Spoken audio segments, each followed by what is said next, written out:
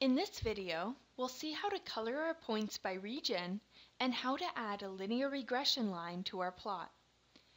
Here we have our plot from the last video where we've colored the points dark red. Now let's color the points by region instead. This time, we want to add a color option to our aesthetic since we are assigning a variable in our dataset to the colors. To do this, we can type ggplot and then first give the name of our data, like before, who, and then in our aesthetic, we again specify that x equals g and I, and y equals fertility rate. But then we want to add the option color equals region, which will color the points by the region variable. And then we just want to add the geonPoint function and hit enter. Now in our plot, we should see that each point is colored corresponding to the region that country belongs in. So the countries in Africa are colored red, the countries in the Americas are colored gold, the countries in the Eastern Mediterranean are colored green, etc. This really helps us see something that we didn't see before. The points from the different regions are really located in different areas on the plot. Let's now instead color the points according to the country's life expectancy. To do this, we just have to hit the up arrow to get back to our ggplot line, and then delete region and type life expectancy. Now we should see that each point is colored according to the life expectancy in that country.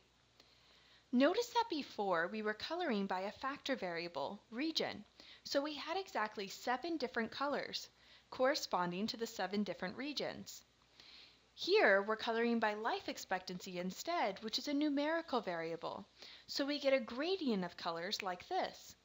Lighter blue corresponds to a higher life expectancy, and darker blue corresponds to a lower life expectancy. Let's take a look at a different plot now. Suppose we were interested in seeing whether the fertility rate of a country was a good predictor of the percentage of the population under 15. Intuitively, we would expect these variables to be highly correlated, but before trying any statistical models, let's explore our data with a plot. So now let's use the ggplot function on the who data again, but we're going to specify in our aesthetic that the x variable should be fertility rate, and the y variable should be the variable under 15. Again, we want to add geonPoint since we want a scatter plot. This is really interesting. It looks like the variables are certainly correlated, but as the fertility rate increases, the variable under 15 starts increasing less. So this doesn't really look like a linear relationship, but we suspect that a log transformation of fertility rate will be better. Let's give it a shot. So go ahead and scroll up in your R console to the previous line, and instead of x equals fertility rate, we want x equals log of the fertility rate. And hit enter. Now this looks like a linear relationship.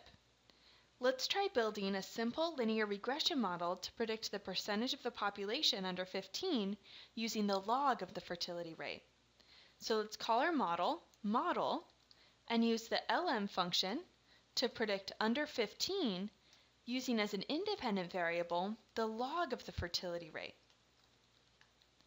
And our data set will be who. Let's look at the summary of our model. It looks like the log of fertility rate is indeed a great predictor of under 15. The variable is highly significant, and our R squared is 0.9391. Visualization was a great way for us to realize that the log transformation would be better. If we instead had just used the fertility rate, the R squared would have been 0.87. That's a pretty significant decrease in R squared. So now let's add this regression line to our plot. This is pretty easy in ggplot. We just have to add another layer. So use the up arrow in your R console to get back to the plotting line, and then add stat underscore smooth, and in parentheses method equals, and in quotes, LM, and hit enter. Now you should see a blue line going through the data. This is our regression line. By default, ggplot will draw a 95% confidence interval shaded around the line. We can change this by specifying options within the statistics layer. So go ahead and scroll up in the R console, and after method equals LM, type level equals 0.99 and hit enter. This will give a 99% confidence interval. We could instead take away the confidence interval altogether by deleting level equals 99 and typing SE equals false. Now we just have the regression line in blue. We could also change the color of the regression line by typing as an option color equals, and then in quotes, let's say orange.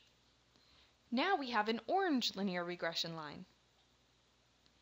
As we've seen in this lecture, scatter plots are great for exploring data. However, there are many other ways to represent data visually, such as box plots, line charts, histograms, heat maps, and geographic maps. In some cases, it may be better to choose one of these other ways of visualizing your data. Luckily, ggplot makes it easy to go from one type of visualization to another simply by adding the appropriate layer to the plot. We'll learn more about other types of visualizations and how to create them in the next lecture. So what is the edge of visualizations? The WHO data that we used here is used by citizens, policymakers, and organizations around the world. Visualizing the data facilitates the understanding of global health trends at a glance. By using ggplot in R, we're able to visualize data for exploration, modeling, and sharing analytics results.